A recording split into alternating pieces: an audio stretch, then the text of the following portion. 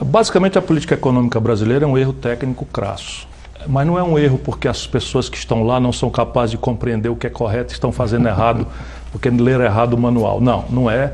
É que a prevalência dos interesses do setor financeiro na nossa vida real, tanto mais a Dilma posta politicamente de joelhos como está, é o que está determinando as coisas. Então, a única razão da taxa de juros estar alta com essa recessão, que é a pior da história do Brasil em todos os tempos, tenho 36 anos de vida pública, nunca vi nada parecido, é manter o cupom dos bancos.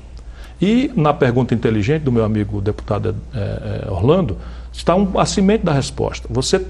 A taxa de juros sobe quando você, teoricamente, tem uma demanda maior do que a capacidade de produção de uma economia. Então, quando você tem mais gente podendo e querendo comprar as coisas do que as coisas existem, você se estabelece um leilão, os preços sobem e os que têm mais dinheiro levam. Mas isso vamos dizer, a lógica Então, e como é a demanda? A demanda é o dinheiro que você tem no bolso mais o crédito que você tem na praça. Se eu, teoricamente, encareço o crédito, eu diminuo a condição das pessoas comprarem, portanto, eu diminuo a demanda. Definitivamente, isso não está acontecendo no Brasil. Eu, ministro da Fazenda, manejei hiato de produto. Eu manejei. O Brasil tinha 100% de capacidade instalada, ocupado, trabalhando em 3 turnos, e nós simplesmente não dávamos conta de fazer. Então tinha ágio, fila, desabastecimento, que no passado matou o cruzado 2, cruzado 27, sei lá quanto. Desta feita, nós estamos com quase 35% de capacidade instalada ociosos no Brasil.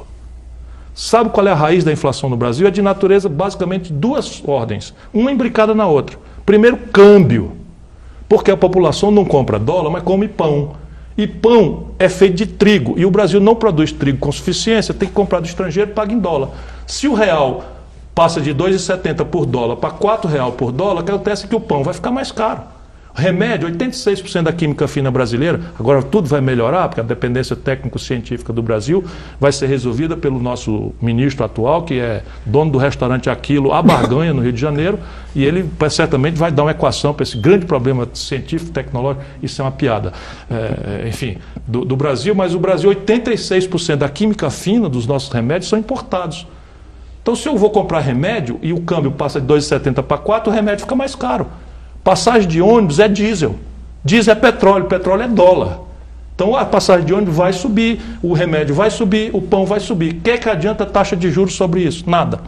Segunda razão dos preços estarem subindo, preços administrados pelo governo. Maluquice completa de dar um indexador que é sensível a câmbio. Quando o senhor Fernando Henrique resolveu fazer as privatizações, havia um debate sobre dolarizar a economia, que o Brasil jamais toleraria. A Bolívia, por exemplo, topou. Nós jamais toleraríamos. O que é que ele fez? Cercado de técnicos brilhantes, inventou alguns índices que são câmbio.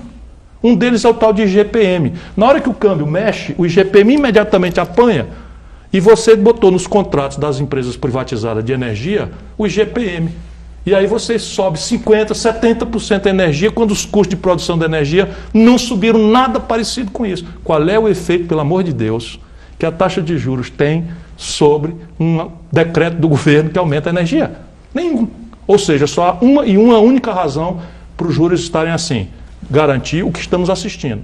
O país inteiro se ferrando, o país inteiro indo para o brejo, o povo perdendo salário, o povo perdendo emprego, a economia se desindustrializando, a economia do país se arrebentando e os bancos ganhando 40% acima do que ganhavam no ano passado, que já era um recorde histórico do planeta.